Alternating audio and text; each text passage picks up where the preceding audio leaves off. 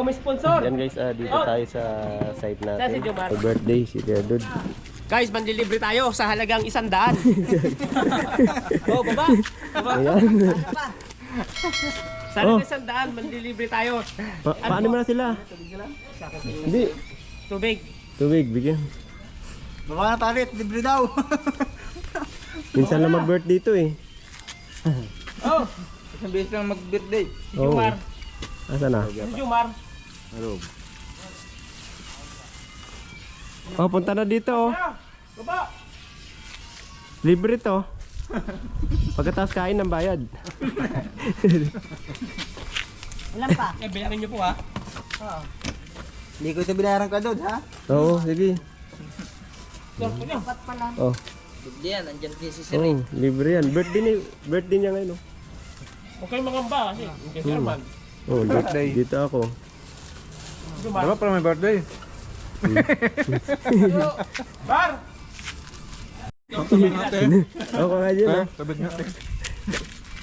Ang tubig. Sige, kuha. Ito na.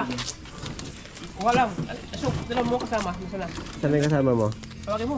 Pagkain ninyo, maalis na si Sir. Kaya magbabayad. Sa akin. Ayun, pwede. Hindi ibigay yung lagayan, yung laman lang. Ayun, isa sa mga bago lang. Ito siya. Dito din. Ito daw po. Saan yung isa? Tropa ni ano. Ano sa'yo? Oh, drinks ko ayaw. Makita lang sa ano yun. No? Yan. Soft drinks. Ayo, drink. Soft drinks. Kaya kumuha? Red Doors. Wala eh oh. Puro ano yun eh. Drinks. Baka kayo. Huwag kayo mahiya. Ano saan? Gin? Gin? Saan pa? Sino pa? Coke. Sige. Iyal sa akin. Yan, ipakita niyo yung kinuha niyo. Oo. Drinks ka. Limang to. Ah, sige. Kaya ba Kuya Dud o kailangan ng tulong? Plus. Guys, napabulot pa tayo ulit. Guys, doon sa mga ibang nasa site ha, huwag kayong mag-selos. Tapos yung tatlong tubig, 45.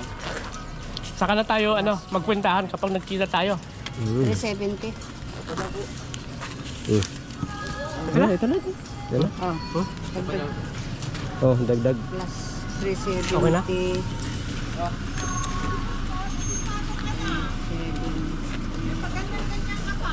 Oy, siyempre! 395. Oh, 5 piso na lang. Doon, may sukli pa ako. Oh, 5. Si Jomar, kumuha ng drink. Hindi pa yata. Apa daw po? Ayun niya? Sana? Royal? Oh, dito na Kuya Dud. Royal? Sige. Oh, yan lang. 25 lang. Padagdag nga ako na sa akin ganyan. Natikman ko.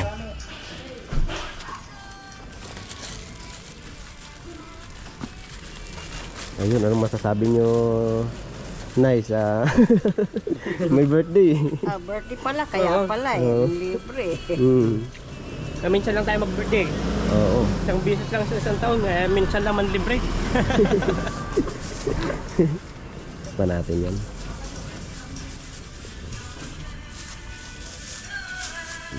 Lumang na sa Binondo, huwag kayong Ang dinagdag lang yan at saka yung tubig. 15.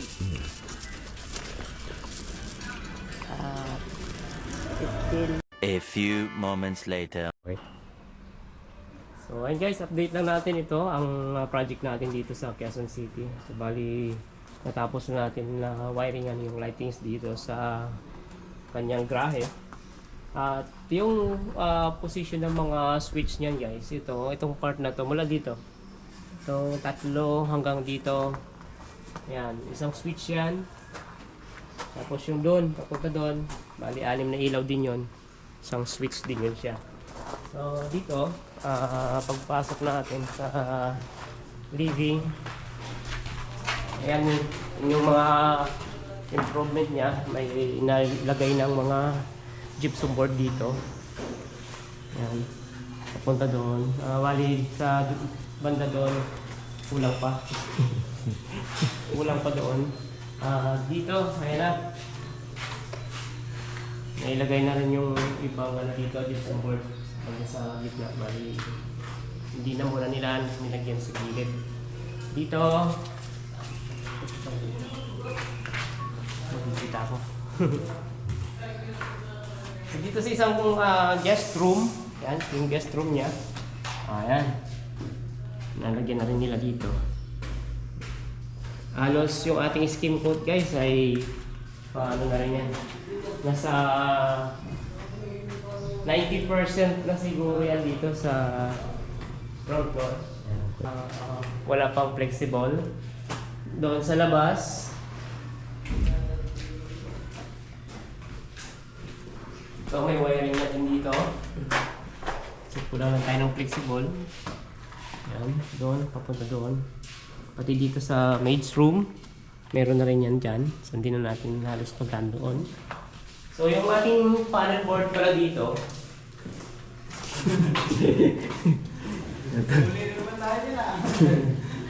yung ating panel board, so sa plano ay 3, pero hindi pa natin may ma-sure kung itutuloy yung 3 na panel board. So bali ang design na gagawin natin dyan guys, mag-wire gutter tayo dyan dahil may mga pipe dito, na yung, lalo dito sa part na to, na hindi siya magandang ibali papunta dito. Kasi ito, although na exposed tayo at mayroong cabinet to, hindi siya pa rin magiging maayos kahit na mayroon tayong cabinet.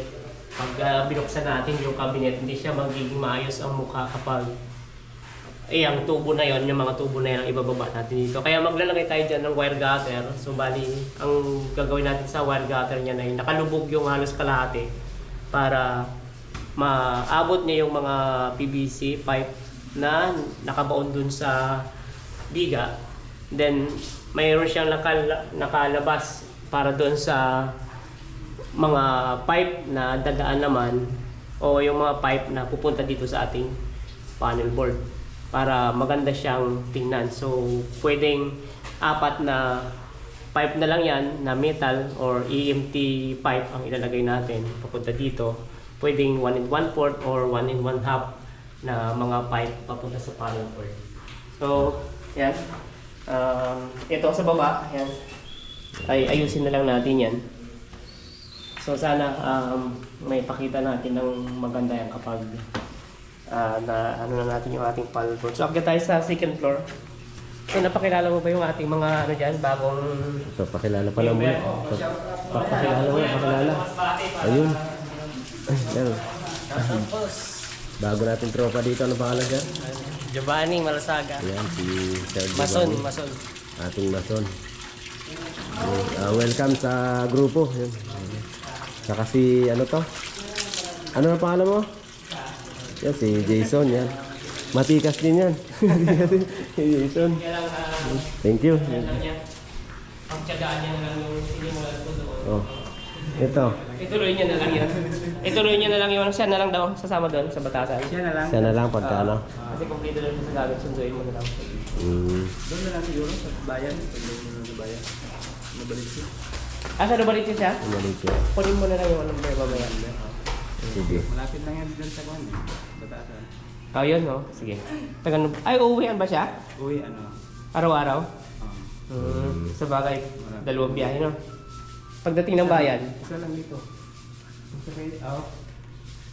pagsakay niya dyan, pupunta pa siyang Quirino Highway. Kung papunta siyang Lakad na rin. Bonifacio, ha? Sa Fifth Avenue. Fifth Avenue siya. Meron dyan. Yan, nabalik. Okay, sige. Sige. Sige, Taas. punta natin sa taas. Shout out, shout out. Shout out sa pamilya ko dyan sa Masbate. Ayun. Anilin, Taglupok. Tama. Ito na siya, oh. Ito pa yung ano? Oh, ito. Ano pangalan, oh? Mark Joseph po. Oh, si Mark Joseph. Bago nating tropa din, oh. Ayun. Ano? Taas? So, ito bali dito, mayroon na tayong pipe dyan para sa traveler ng ating 3-way switch. So yan, oh. So dito natin yan, pinadaan, papunta dito, babagsak dito yung traveler natin. Tapos, Pababa pa dito yung tubo. Meron tayo dito ilaw sa hagdan. Dito sa landing pala yan. Tapos ito, sa gilid ng hagdan. Dito sa taas, tingnan natin.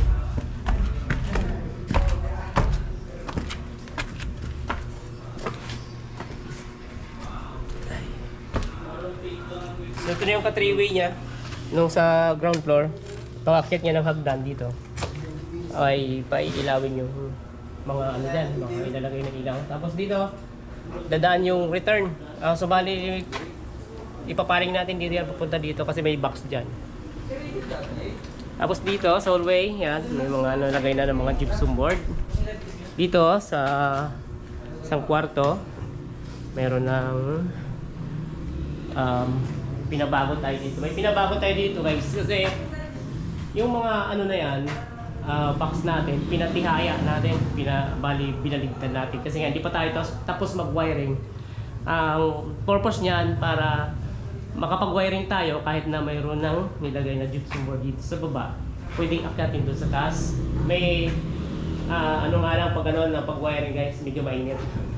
So, ayan, pinabaligtad na natin kay Kuya Will, mga nabaligtad niya na. So, pinakalas lang natin yung ano yan, mga nuts, so may natanggal dito, isa lang. At yan, may mga pagbabago. Pinapagitna yung ating mga abang. So, nabanggit ko dati na ito, hindi kami nagsimula. So, bali, kung ano yung sasabihin ng designer, yun yung susundin natin. Ayan. Dito tayo.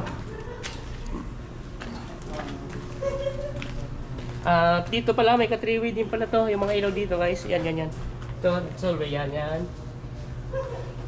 Papunta dito, andito yung ka-partner niya. Yan. Tapos dito, pagpasok, mayroon ditong switch. Dito ayan, pagpasok dito sa isang kwarto, yan may gypsum board na rin.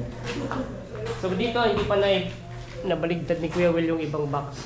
Siguro bukas, pabaligtad natin sa kanya yung makakaya niyang abutin. So dito wala pa, masyado sa siya. So mabilis ang update lang tayo guys dito. Meron dito. So mayroon dito mga pugi na Uy, yun lang. may TBS. Yun lang, wala. Hindi ka nakatikim ng hindi mo inaabot. Wala nang ano yun, wala nang Ulitan, no? Oo, wala nang ulit. Wala na ulit. Oo. Wala na. Birthday eh. Kaya nga eh. Sayang. So yan. Update lang namin konti yung ating kaganapan dito ng trabaho. O yan. Ito sa master's bedroom guys. Yan. May mga kitchen board na rin. So bali, ito na bago na to. Naayos na Ano natin. ginagawa ni Ardino na ano? Nung may ka 3-way din pala to guys. Yun. Itong ilaw na to, may ka 3-way din yan. So nandito yung ano, ka-partner ng 3-way switch nung nandun sa hallway na din. Yan. Hindi ko nakakakita ng chicks.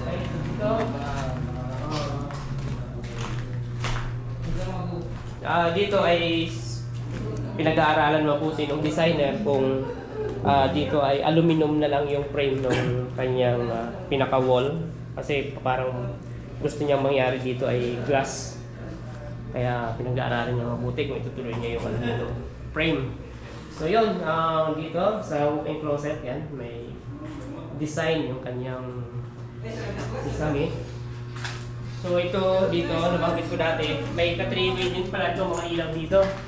So bali dito guys, 4 na 3-way ito, yung mga ilaw dito sa master's bedroom. 4 na switch na 3-way, so nandun yan, ang unang switch ng 3-way. Tapos dito yung ka-3-way niya sa part na to.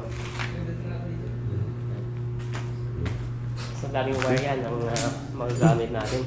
So dito sa kanyang CR, ayan, yung kanyang kaganapan dito.